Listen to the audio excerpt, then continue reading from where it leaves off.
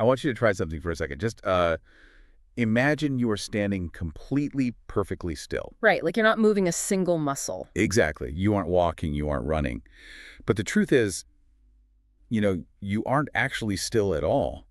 Right now, you are hurtling through space on the surface of a giant spinning magnet. Which is something I think we all kind of take for granted every single day. We totally do. But have you ever wondered if we could somehow, I don't know, just plug a power cord into that spin? Like, if we could use the kinetic energy of the planet's rotation through its own magnetic field to generate endless electricity. I mean, when you phrase it like that, it sounds a bit like comic book physics, right? Like a supervillain plot to siphon the Earth's angular momentum. Right, like stealing the spin of the Earth. Yeah, but from a purely thermodynamic and electrodynamic standpoint, the actual mechanics of our planet interacting with its own magnetic field, it presents some highly compelling, rigorous mathematical questions. And that is exactly our mission for this deep dive. We managed to get our hands on this truly fascinating physics paper by Christopher F. Chaba and Kevin P. Hand. Yeah, it's titled Electric Power Generation from Earth's Rotation Through Its Own Magnetic Field. It's an incredible paper. Today we're going to unpack a 200-year-old electromagnetism mystery and discover a hidden mathematical loophole in vector calculus that actually bypasses standard conservation limits. And we'll explore a proposed theoretical blueprint for a physical device that could theoretically power our future using the spin of the planet itself. It is so mind-bending. I'm so excited to get into this. It really is an elegant piece of theoretical research. But to understand this modern blueprint for a planetary generator, we really need to lay down the foundational groundwork first. Right, we have to go back a bit. Exactly. We have to revisit this massive debate about the nature of magnetic fields that completely stumped the greatest scientific minds back in the mid-19th and early 20th centuries. We're talking about the aftermath of Michael Faraday's homopolar generator experiments, right? Back in 1831. Yes. So Faraday famously rotated this conducting copper disc between the poles of a horseshoe magnet, and he generated a steady direct current. Which was a huge breakthrough at the time. Massive breakthrough. That experiment proved that a conductor moving through a magnetic field generates a voltage. But it also inadvertently sparked this massive, decades-long controversy. Because no one could agree on what the magnetic field itself was actually doing? Exactly.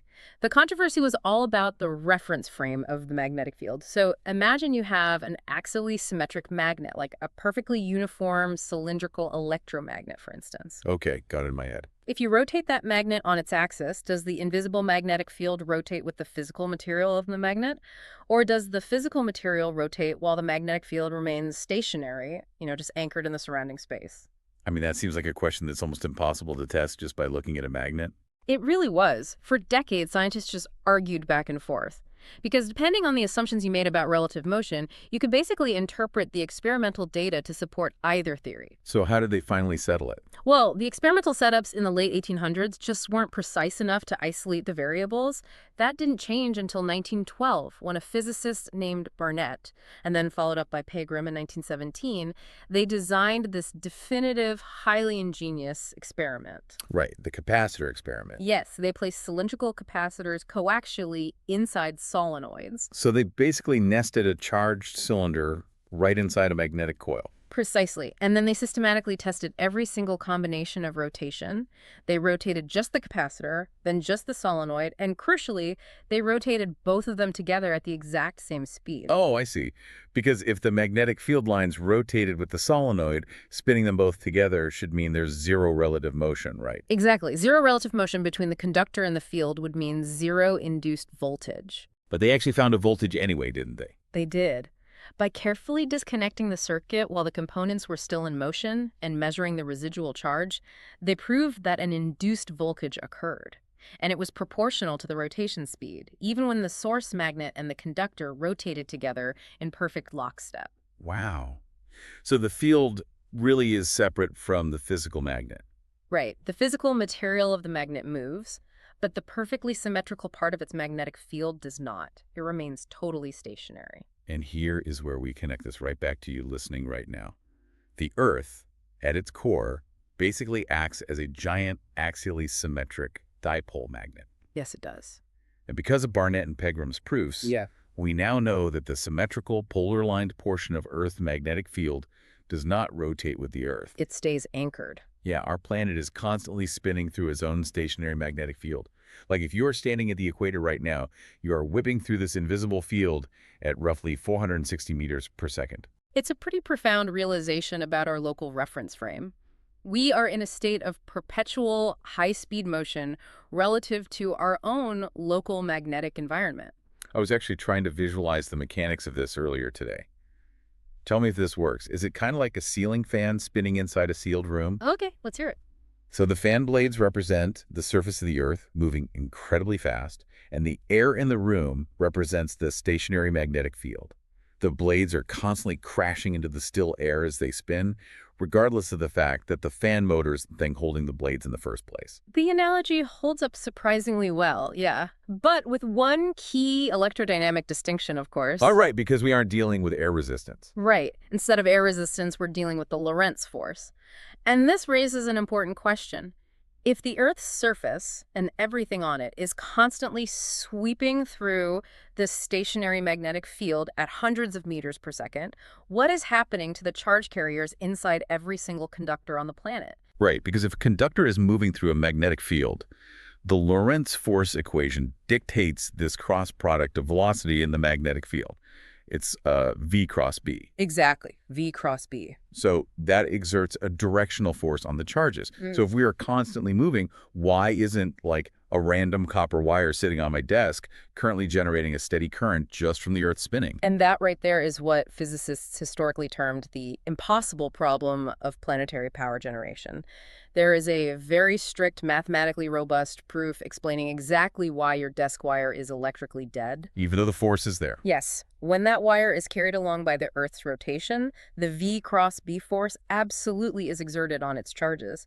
But the charge carriers in a typical metal conductor are highly mobile, and they react with staggering speed. They redistribute, right? Like they shift to oppose the force. Yes. The relaxation time for electrons in a typical metal is incredibly fast. We're talking roughly 10 to the power of negative 11 seconds. Wait, negative 11? Yeah. Within 100 billionths of a second, the charges pile up on the boundaries of the conductor. This microscopic polarization instantly creates an internal static electric field. And this static electric field perfectly opposes the magnetic Lorentz force. So the net electromotive force hits zero almost instantly. The circuit effectively kills its own potential before it can even drive a useful current. The equilibrium is absolutely flawless. And to understand why the cancellation is so perfect, we have to look at the vector calculus that governs the fields. For this static electrostatic cancellation to occur, the mathematical curl of the induced force must be identically zero. Okay, let's unpack this. A static electric field is conservative, meaning its curl is always zero, right? Right. So for the charges to form a perfectly balancing static field, the magnetic force driving them must also have a curl of exactly zero. You've got it. Because the velocity of the Earth's rotation at any given latitude is constant, and the Earth's magnetic field on a small, localized scale is uniform, the spatial derivatives of that V cross B force are zero. The curl is zero. Meaning the charges can perfectly arrange themselves to form this impenetrable electrostatic barrier, which just completely shuts down any continuous current. Exactly. They block it entirely. Which brings us back to the Chiba and Hand paper. If the vector calculus strictly proves that this perfect cancellation happens every single time, making continuous power generation completely impossible, how do the authors propose doing exactly that? Did they find a cheat code in the Lorentz force? Well, they didn't find a flaw in the fundamental laws. What they found was a geometric loophole. The entire proof of impossibility hinges on that curl being exactly zero. Right. So Chiba and Han asked a different question. What if we engineer a local environment where the spatial distribution of the magnetic field is no longer uniform? If we can literally force the curl of the V cross B force to be non-zero, the charges will be mathematically incapable of forming a perfectly canceling static field. Oh, wow. So we just have to prevent that electrostatic equilibrium from forming in the first place. Yeah. That's condition one.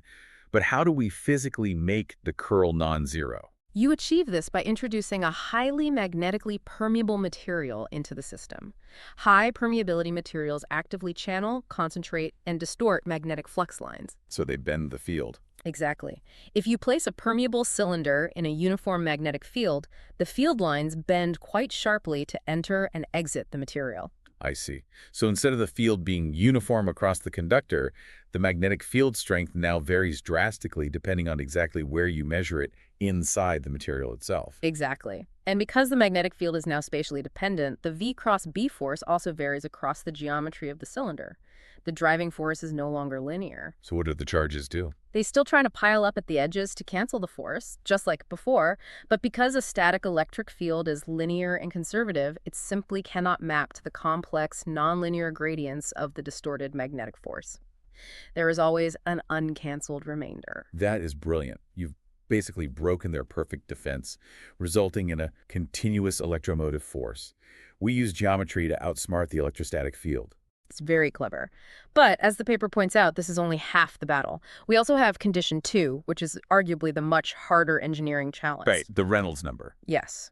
We need the system to have a magnetic Reynolds number that is significantly less than 1.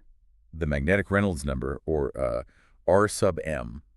The paper describes it as a dimensionless parameter in magnetohydrodynamics that describes how a magnetic field behaves inside a moving conductor. It defines the ratio of magnetic advection to magnetic diffusion. The concept of flux freezing is critical here. Let's talk about advection first.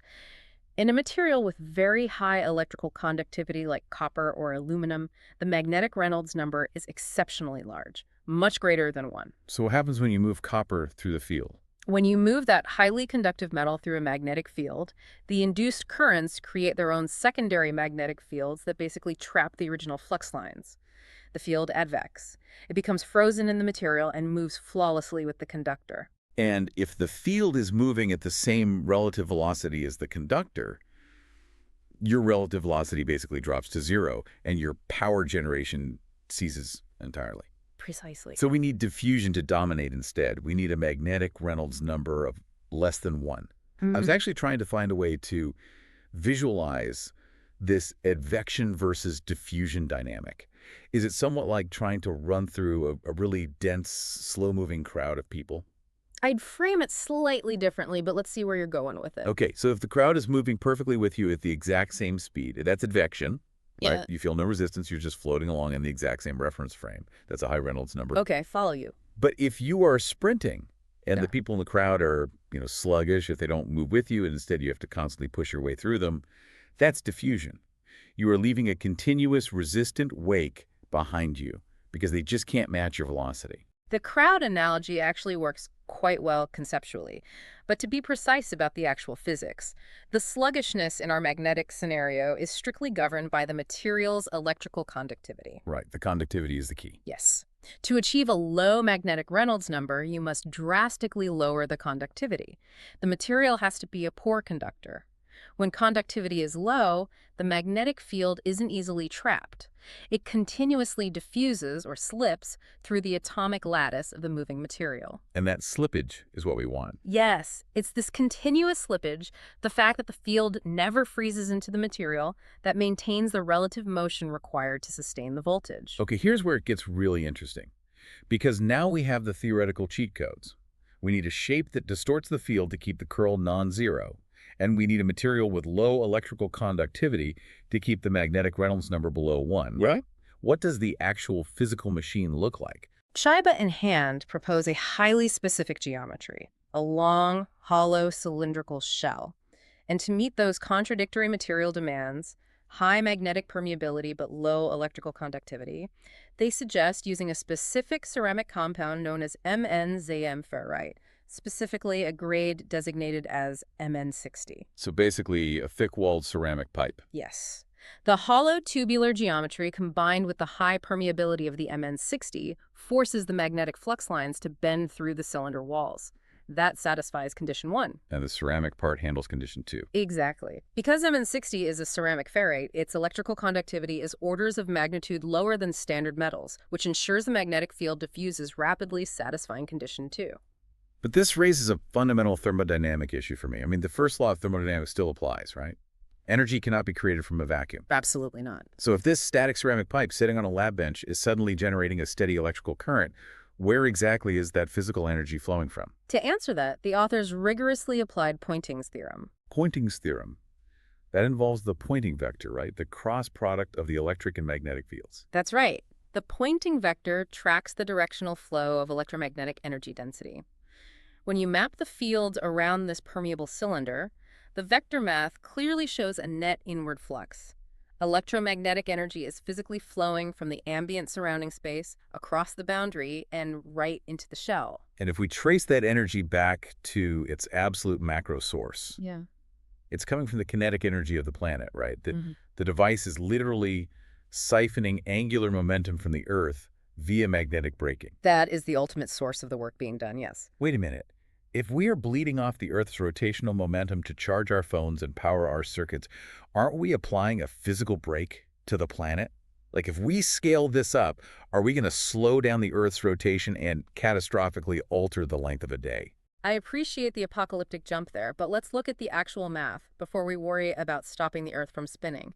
The authors anticipated this exact concern, which is why scaling calculations are a major part of the paper. Let's start with their baseline laboratory prototype. Okay, yeah, let's look at the localized test. They modeled this for a literal lab bench in Princeton, New Jersey, right? They did. At the latitude of Princeton, the Earth's rotational velocity is about 354 meters per second, and the local magnetic field strength is roughly 50 microteslas.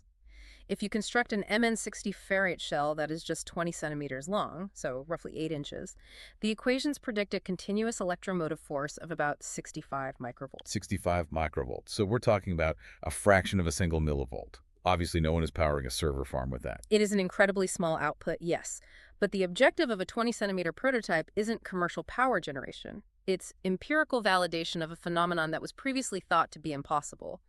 And the paper proposes a brilliantly simple test to definitively prove the energy source. Oh, the 180-degree flip test. Correct. Because the induced voltage is entirely dependent on the directional cross product of the Earth's velocity and the stationary magnetic field, the orientation of the cylinder is paramount. So what happens when you turn it? If you take this prototype on the bench and rotate it exactly 180 degrees, the cross product reverses. The predicted voltage will perfectly invert its sign, dropping from positive 65 microvolts to negative 65 microvolts. That's amazing. Yeah, that clean inversion would serve as the smoking gun, proving unequivocally that the power is being drawn from the planetary field and not just, local electromagnetic interference in the lab. Okay, so the prototype proves the physics. But to get back to my fear of shortening the day, how do we eventually scale a microvolt output into a global power grid? Because 65 microvolts just isn't useful for society. Scaling introduces a severe engineering paradox. To extract useful power, you need a higher current, which inherently requires materials with much higher electrical conductivity. But wait, the moment you increase conductivity, you increase magnetic advection. Exactly. You push the magnetic Reynolds number back above 1, and you kill the power generation entirely. The flux freezes again. Exactly. The field gets trapped. So the authors theorize that the solution lies in nanotechnology. The magnetic Reynolds number is a function of conductivity, velocity, and length scale. If you drastically shrink the characteristic length of the conductor, you can maintain a high rate of magnetic diffusion even with highly conductive materials. So they go microscopic. Yes. They propose arrays of microscopic structures, things like carbon nanotubes uniformly coated with highly permeable iron, or nanoscale graphite shells encasing metal cores. By operating at the absolute microscale, you preserve the low Reynolds number while vastly increasing the aggregate power output. So we basically weave billions of these microscopic planetary dynamos together into massive, solid-state arrays. Let's assume we crack the nanotech engineering.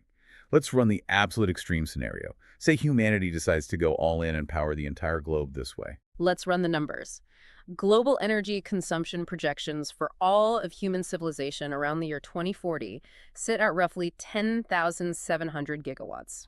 That counts for every industrial grid, every vehicle, every data center. Okay, that's a lot of juice. It is. If we theoretically extracted 100% of that 10,700 gigawatts solely from the kinetic energy of the Earth's rotation, Till we hit the brakes on the planet. the calculations show it would slow down the Earth's rotational period by approximately 7 milliseconds per century. 7 milliseconds. Yeah. Over 100 years. Yes, 7 milliseconds. And if we connect this to the bigger picture of planetary mechanics, we have to recognize that the Earth's rotation is actually already decelerating naturally. Oh, because of the moon, right. Right. The tidal friction caused by the moon's gravity dragging the oceans across the seabed currently slows the Earth down by about 2.5 milliseconds per century. So, converting the entire human power grid to planetary spin would roughly triple the natural tidal breaking we already experience.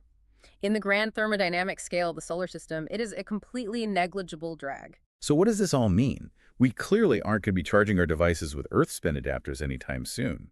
The nanotech required is purely theoretical right now. But for me, the big takeaway isn't just the eventual possibility of a new energy grid. It's this massive perspective shift. I agree entirely. We are so conditioned to view the Earth as a static geological rock that we just happen to live on. But this math proves the Earth is quite literally a humming macroscopic dynamo. The energy isn't just in the fossil fuels or the solar radiation hitting the atmosphere. It's locked in the rotational angular momentum of the ground beneath us. And theoretically, it's a baseload power source we could tap into anywhere on the globe, completely immune to intermittency, no matter if the sun is shining or the wind is blowing. It is a profound reframing of how we interact with fundamental physical environments. This whole scientific arc started with Faraday observing spinning copper disks back in 1831, attempting to map the invisible geometry of fields. And that curiosity led to the realization that our entire biosphere is rapidly sweeping through its own stationary magnetic reference frame. And now, by mathematically manipulating the interplay between magnetic advection and diffusion, by basically forcing flux lines into a permanent state of lag inside a permeable nanoscale shell, we have a valid theoretical framework for turning the planet's rotation into a continuous electric current. It's an incredible journey from a copper disk to a planetary generator. It really makes you pause. If this theoretical framework holds up, it means that what we colloquially think of as empty space within a magnetic field isn't actually empty at all. It is a dense, untapped reservoir of kinetic energy, just waiting for the correct, localized geometry to unlock it. It's precisely the kind of realization that forces us to redefine the boundaries of applied physics. It makes you wonder, Yeah. what other seemingly impossible energy sources are hiding in the ambient background processes of the universe? Forces we just ignore every single day simply because their static equilibrium is so perfect we never think to disrupt it. What happens to human civilization when we finally realize that the very rotation of the world we're standing on is a battery waiting to be plugged in? It's a fascinating thought to leave on. It really is. I asked you at the very beginning of this deep dive to imagine standing completely still. The next time you do, I hope you take a second to feel that massive, invisible magnetic field rushing past you at hundreds of meters per second. A massive thank you to you for joining us on this exploration into the hidden electrodynamics of our spinning world. Stay intensely curious,